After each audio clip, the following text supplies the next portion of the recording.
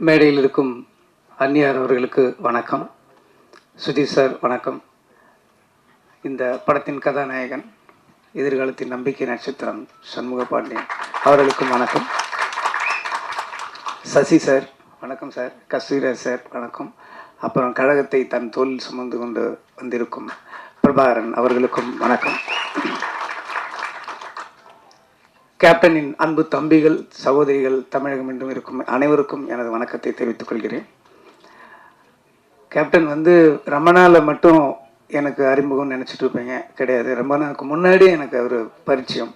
ரசிகனா தேட்டரில் இருந்தது வேறு. அது உங்களை மாதிரி நானும் அவரை ரசிச்சிருக்கேன். கேப்டன் பிரபாகரன்லாம் 50-60 தடவை பார்த்துருப்பேன். டெய்லி நைட் ஷோ முடிஞ்சதுன்னா போய் உட்காந்துருவேன் அந்த தேட்டரில். திருப்பி பார்த்துட்டு இருப்பேன். நான் மட்டும் கிடையாது, மொத்த ஆடிட்டோரியமே ரிப்பீட். எல்லா டைலாகும் வர்றதுக்கு முன்னாடியே கிளாப் பண்ணிக்கிட்டே இருப்பாங்க. அந்த மாதிரி பார்த்துட்டு இருந்தேன். இன்னும் சொல்லப்போனால் ஒரு இன்னைக்கு நான் என்ன சொல்லுவாங்க, நீங்கள் உங்கள் படத்தில் வில்லன்லாம் ஹேண்ட்ஸமாக இருக்காங்க, வில்லன்லாம் ஹீரோவோட அழகாக இருக்காங்களே எப்படின்னு சொல்லி. ஆனால் வில்லனை ஒரு ஹேண்ட்ஸமாக ஒத்துக்கிறதுக்கு ஒரு ஹீரோவுக்கு ஒரு பெரிய நம்பிக்கை வேணும். நீங்கள் அதை யோசிச்சு பார்த்தீங்கன்னா அதெல்லாம் அந்த ட்ரெண்டில் ஆரம்பிச்சவர் கேப்டன் அவர்கள் தான். கேப்டன் அவரோட வில்லன்கள்லாம் பார்த்தீங்கன்னா பயங்கர அழகாக இருப்பாங்க. அதுக்கு முன்னாடிலாம் அப்படி இருக்கவே மாட்டாங்க. அந்த ட்ரெண்ட் ஆரம்பிச்சது கேப்டன் அவர்கள் தான். சத்யராஜ், சரத் சார் ஆகட்டும், இன்னும் நிறைய பேர் சொல்லிக்கிட்டே இருக்கலாம். அவரோட கம்பெனியில் அவர் அறிமுகம் செய்தவர். அவர் எவ்வளோ பெரிய இது. அதுக்கப்புறம் நான் கலைமணி சார்கிட்ட ஒர்க் பண்ணும்போது செட்டுக்கு போயிருக்கேன். கருப்பு நிலா செட்டு தான். அப்போ அவர் டைலாக் கலைமணி சார், நான் அசிஸ்டண்டாக இருக்கும்போது செட்டில் போவேன். ஸோ இப்போ மூலையில் இருக்கும்போது லைஃப்பில் ஃபஸ்ட் டைம் கேப்டன் நான் பார்க்குறேன். ஸோ அப்படியே பார்த்துட்டு இருக்கும்போது சும்மா சாதாரணமாக அப்படி இருந்துகிட்டு இருப்பார். ஸோ நின்றுட்டு இருக்கும்போது என் முன்னாடி ஒரு பிளேட் வந்துச்சு, சின்ன டம்ளரில் இருந்தது. என்னன்னு பார்த்தா ஸோ மோர் அப்படின்னு நினச்சி குடிச்சு பார்த்தா ஹார்லிக்ஸ். என்னோட அது நம்ம ஒரு அசிஸ்டண்ட்டுக்கு ஹார்லிக்ஸ் நம்ம கொடுப்பாங்க ஒரு கம்பெனிலன்னு அப்படி குடிச்சிட்டு, ஒருவேளை வேறு யாருக்கும் வாங்கினது மிச்சமா, சரி ஓகேன்ட்டு இப்படி போய் தனியாக குடிச்சு அந்த பக்கம் பார்க்குறேன். ஒரு பெரிய ஸ்டவ்வில் ஒரு பெரிய பேரலில் ஹார்லிக்ஸை உடச்சி உள்ளே கொட்டிகிட்டு இருக்காங்க. நான்லாம் ஊரில் ஹார்லிக்ஸில் உடம்பு சரியில்லைன்னா வாங்கி கொடுப்பாங்க. அப்போ தான் அதையும் அப்படியே இந்த பக்கம் திரும்புறதுக்குள்ளே வீட்டில் இருக்கிறவங்க எல்லாரும் அப்படியே வாயில் போட்டு காலி பண்ணாங்க. ஹார்லிக்ஸ் ஒரு சினிமா கம்பெனியில் அதுக்கு முன்னாடி நான் கலைமணி சார்கிட்ட ஒரு 10 செட்டுக்கு போயிருக்கேன். அந்த மாதிரி நான் பார்த்ததே கிடையாது. ஹார்லிக்ஸ் ஆகட்டும், இளநீ ஆகட்டும், இது எல்லாருமே சொல்லியிருப்பாங்க. நான் கண்ணால் பார்த்துருக்கேன்.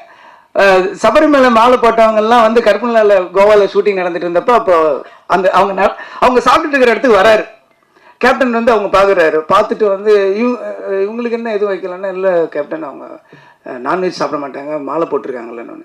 அவங்களுக்குலாம் பக்கோட போடி அப்படின்னு அப்போ சொல்கிறாரு. எனக்கு எப்படி ஒரு கேப்டன் ஒரு படத்தோட கதாநாயகன் தனக்கு என்ன வருது மட்டும்தான் பார்ப்பாங்க. ஃபுல்லாக எல்லாருமே சாப்பிடணுன்ட்டு அந்த வயிறு நிறையணும்னு நான் நிறைய விஷயம் கண்ணால் பார்த்துருக்கேன். அந்த ராஜபாதர் ஸ்ட்ரீட்டு கூட நம்ம பாண்டி பஜாரோட பேரல் ஸ்ட்ரீட் போகும்போது அந்த கம்பெனிக்கு நான் போயிருக்கேன். போயிட்டு இருக்கும்போது வெளியில் ஒரு 500 பேர் நிற்பாங்க. எப்பயுமே ஒரு 500 பேர் இருப்பாங்க. அப்போ கேப்டன் அவர்கள் அவர் கையால் அந்த பாக்கெட்டு சாப்பாடை கொடுப்பாரு. அதை நான் பார்த்துருக்கேன், எங்கனால பார்த்துருக்கேன். அந்த பக்கம் இருக்கிற மீடியேட்டர்ஸ் எல்லாருக்குமே அது ஒரு ஹப் மாதிரி இருக்கும். அந்த மாதிரி ஒருத்தரை நான் பார்த்தது நிறைய விஷயம். அந்த கேப்டன் பிரபான் அந்த ஹெலிகாப்டர் ஷாட் அப்போ நான் இருக்கேன். அந்த டைமில் நான் கீழே இருந்தேன். அப்போ அதே மாதிரி சொன்னாங்க, டூப் போட்டு பண்ணிக்கலாம் அப்படின்ற மாதிரி சொன்னாங்க. அன்னைக்கு இவங்க 2 பேருமே வந்திருந்தாங்க, அண்ணியும் வந்திருந்தாங்க. அன்னைக்கு செட்டுக்கு ஒரு 50 செட்டு காரில் வந்தாங்க, நல்லா ஞாபகம் இருக்குது. அன்னைக்கு அந்த பர்டிகுலர் ஷூட் அப்போ அவங்க இல்லைன்னு நினைக்கிறேன். அப்போ மட்டும் சொல்லிட்டாங்க, நீங்கள் அன்னிக்கிட்ட மட்டும் டூப் போட்டுதுன்னு சொல்லிவிடுங்க அப்படின்னு சொல்லிட்டு சொன்னேன். இல்லை கேப்டன் வேணாம், மாஸ்டர் ராக்கி ராஜேஷ் நினைக்கிறேன், அவர் சொன்னார் நான் டூப் போட்டு எடுத்துக்கலாம் அப்படின்னு. ஏன் டூப்புக்கும் ஒரு உயிர் தானே, அவனுக்கு மட்டும் 2 உயிராக இருக்குது அப்படின்னாரு. அதெல்லாம் அவ்வளோ பக்கத்தில் இருந்து எந்த மைக்கும் கேமராவும் இல்லாமல் காதால் கேட்கும்போது ஒரு பெரிய மிரட்சி உண்டாயிடுச்சு, ஒரு மரியாதை உண்டாயிடுச்சு. அதுக்கப்புறம் அந்த ஷாட் அவரே பண்ணார். ரொம்ப கஷ்டம், நீங்கள் நினைக்கிற மாதிரி கிடையாது. ஒரு ஹெலிகாப்டர்ன்றது இந்த பக்கம் வெயிட்டு போட்டால் இந்த பக்கம் அதுக்கு தகுந்த மாதிரி வெயிட் போடணும். இல்லைன்னா அன்பேலன்ஸ் ஆகி ஹெலிகாப்டர் அது மேலே இதாக ஆரம்பிச்சிடும். இப்போ இருக்கிறதுல ரொம்ப ஸ்ட்ராங்கு. அந்த மாதிரி இருக்கும்போது கேப்டனோட வெயிட்டை மெஷர் பண்ணி அதுக்கு தகுந்த மாதிரி இந்த பக்கம் ஒரு வெயிட் வச்சு அதை பேலன்ஸ் பண்ணி இங்கேருந்து போனால் நீங்கள் ஒரு 20 அடிக்கு மேலே தான் அவர் கேப்டன் தெரியும். அதுக்கப்புறம் போனால் ஒரு உருவம் தெரியும். இங்கேருந்து ஒரு ஜூம் எவ்வளோ ஃபாலோ பண்ண முடியுமோ அவ்வளோதான் தெரியும், அதுக்கு மேலே தெரியாது.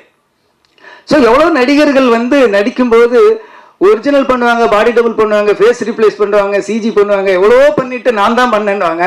ஆனால் தான் பண்ணிட்டு வெளியில் வந்து நான் பண்ணேன்னு சொல்லாதீங்க, டூப் பண்ணேன்னு சொல்லுங்க அப்படின்னு சொன்ன ஒரு ஒரு பெரிய மனசு உள்ளவர் நான் அன்னைக்கு தான் நான் நேரில் பார்த்தேன். அதுக்கப்புறம் ரமணா உருவாகுச்சு. ரமணா உருவாகும் போதும் சரி, ஃபைட் சீன்லாம் பார்த்தீங்கன்னா ஃபைட்டர்ஸ் எல்லாரோட பேரும் தெரியும். எல்லாரும் சின்ன சின்ன ஃபைட்டரு, அந்த கம்பி கட்டுறவங்க, ரோப்பு இருக்கிறவங்க எல்லார் பேரையும் எல்லாருக்குமே தெரிஞ்சிருக்கும். அப்போ அந்த கம்பி ரோப்புலாம் அப்படின்னும் போது நீ ஃபைட்டருக்கு வேணா வை, எனக்கு வைக்காது அப்படின்றவர். என்ன இல்லை நான் இன்ன வரைக்கும் நான் ஒரிஜினலாக தான் பண்ணியிருக்கேன். நான் ரோப் வச்சு பண்ணேன்னா இதுக்கப்புறம் பண்ணது எல்லாமே நான் பண்ணது இல்லைங்கிற மாதிரி அர்த்தமாயிடும் அப்படின்னு சொல்லி எல்லாத்துக்கும் பார்ப்பாரு. ஃபைட்டர்ஸ் பண்ணும்போது உட்காந்துருப்பாரு. கேரவன்னு ஒன்று கிடையவே கிடையாது. ஒரே ஒரு சீன் வந்து ரெடில்ஸில் எடுத்தேன். அப்போ ட்ரெஸ் சேஞ்ச் பண்ணுறதுக்கோ காஸ்டியூம் சேஞ்ச் பண்ணுறதுக்கோ ஒரு இடம் இருக்காது. ஏன்னா ஃபுல்லாக அந்த ரெடில்ஸ் அந்த ஒரு ஹில்ஸ் மாதிரி இருக்கும். அந்த ஏரியாவில் வந்து ஒரே ஒரு கேரவன் மட்டும் அவர்கிட்ட தெரியாமல் நாங்கள் சொல்லிட்டோம். அதுக்கு அவ்வளோ திட்டினார். யாரை கேட்டா கேரவன் சொன்னீங்க? இன்னைக்கு போய் ஒரு ஷூட்டிங் போனீங்கன்னா ஷூட்டிங் அங்கே நடக்குதுன்னா 1 கிலோமீட்டர் கேரவன் ட்ரெயின் மாதிரி நிற்கும். அவ்வளோ பேருக்கு கேரவன் இருக்கிற இடத்துல அன்றைக்கி ஒரு நாள் கூட கேரவன் யூஸ் பண்ணதே கிடையாது. ஒரு நாள் யூஸ் பண்ணேன். அவர்கிட்ட கேட்காம நான் தான் சொன்னேன், காஸ்டியூம் சேஞ்ச் பண்ணணும், க்ரௌடு வரும், உள்ளே வந்தால் அவர் அங்கே வந்தாவே இங்கே பட்டாசு வெடிக்க ஆரம்பிச்சிடுறாங்க. ஸோ அதனால் நீங்கள் வந்து கேரவனில் இருங்கன்னா ஒத்துக்கவே மாட்டேன். கேரவன் ஆக்சுவலி அன்றைக்கி சும்மா தான் இருந்துச்சு. அதுலேயும் சேர் கூட இப்படி சாயிற மாதிரி சேர் மாட்டேன். ஒர்க் பண்ண சில பேருக்கு தெரிஞ்சிருக்கும். நான் சொல்கிறது ஒரு புள்ளி கூட போய் கிடையாது, மிகைப்படுத்தவும் கிடையாது. ஒரு ஸ்டூலில் உட்காந்துருவார், பின்னாடி சாய மாட்டார். பின்னாடி கூட அப்படியே உட்காந்துருப்பார். அப்படியே உட்காந்துட்டு யார் யார் என்ன பண்ணுறா அதை மட்டும்தான் பார்த்துக்கிட்டே இருப்பார். விறுவிறுன்னு வேலை நடக்கும். மற்றவங்க என்ன வேலை பார்க்குறாங்க, வேகமாக வேலை நடக்குதா, என்ன சாப்பிட்றாங்கன்ற மொத்தமாக அப்படி ஒரு நெட்வொர்க் மாதிரி வச்சுக்கிட்டு எல்லாரோட கேரையும் எடுத்துக்கிறவர்.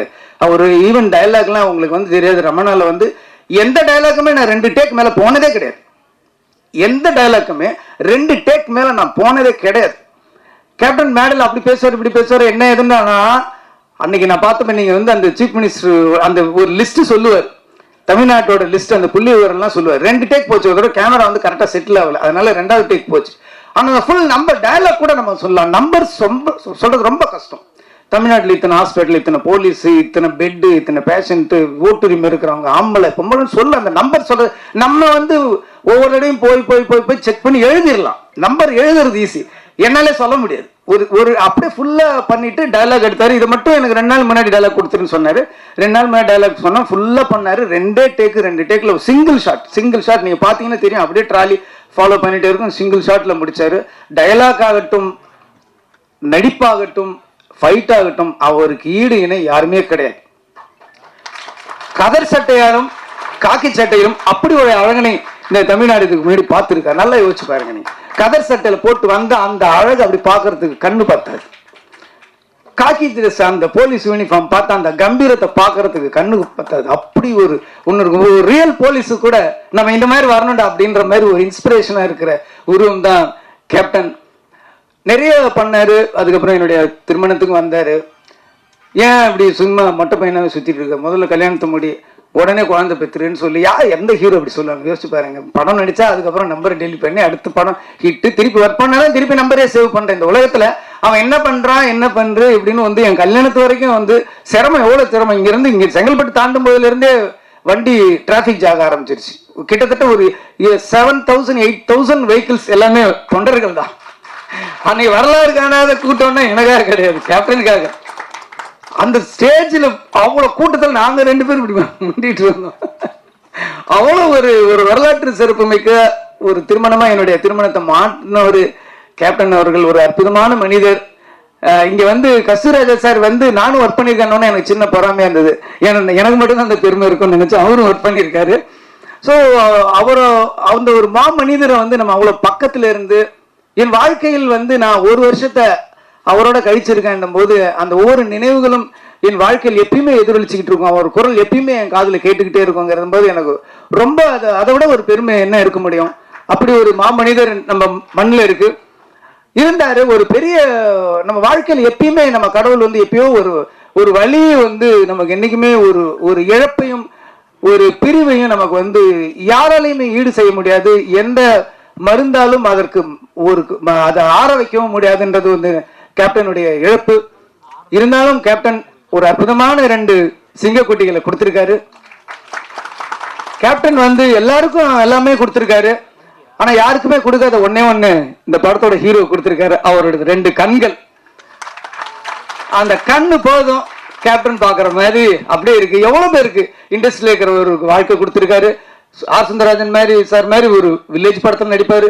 அந்த பக்கம் பார்த்தா ஆர்மியோட ஃபைட் பண்ணிட்டு இருப்பாரு. ஃபிலிம் இன்ஸ்டிடியூட்டோட இன்னும் அடையாறு ஃபிலிம் இன்ஸ்டிடியூட் அந்த டைம்ல வந்து அவ்வளோ, இன்னைக்கு இருக்கு விஸ்காம் அவ்வளோ இருக்கு, அன்னைக்கு டைம்ல அடையாறு ஃபிலிம் இன்ஸ்டிடியூட் வந்து உள்ள வந்தது Abavanan sir, சொல்லுமணி sir, Udhayakumar sir, அவ்வளோ பேர் இன்ஸ்டியூட்ல அந்த டிஎஃப்டில இருந்து வெளில வந்ததுக்கு எல்லாமே ஒரே காரணம் வந்து கேப்டன் அவர்கள் தான். இன்னைக்கு வந்து நடிகர் சங்கம் ஆகட்டும் எவ்வளோ பேர் உருவாக்கி இருக்காரு. அவர் வீட்டில இருந்து ஒரு பையன் வந்து நம்ம இண்டஸ்ட்ரிக்கு வந்திருக்காருன்னும் போது நம்ம வந்து 2 கையை விரிச்சு அவருடைய வாரி அணைச்சிக்கணும் அவரை. அது வந்து அவர் சொன்ன மாதிரி இது கேட்கறதுக்கு எனக்கு உரிமை இருக்குன்னு சொல்றாரு. என்ன செய்யறதுக்கு எங்களுக்கு கடமை இருக்குங்கிறது தான் உண்மை.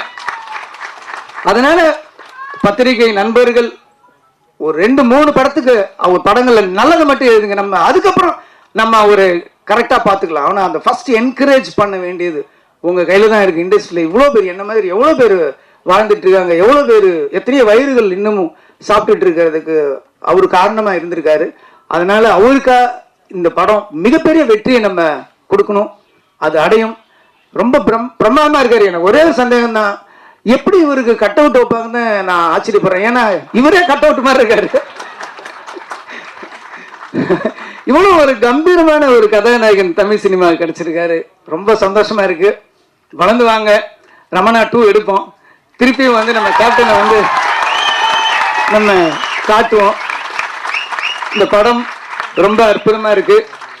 யானை வச்சு பண்ணியிருக்காரு. யானையும் ஒரு சிங்கம் நடிச்ச மாதிரி தான் இருந்துச்சு எனக்கு பார்க்கும்போது.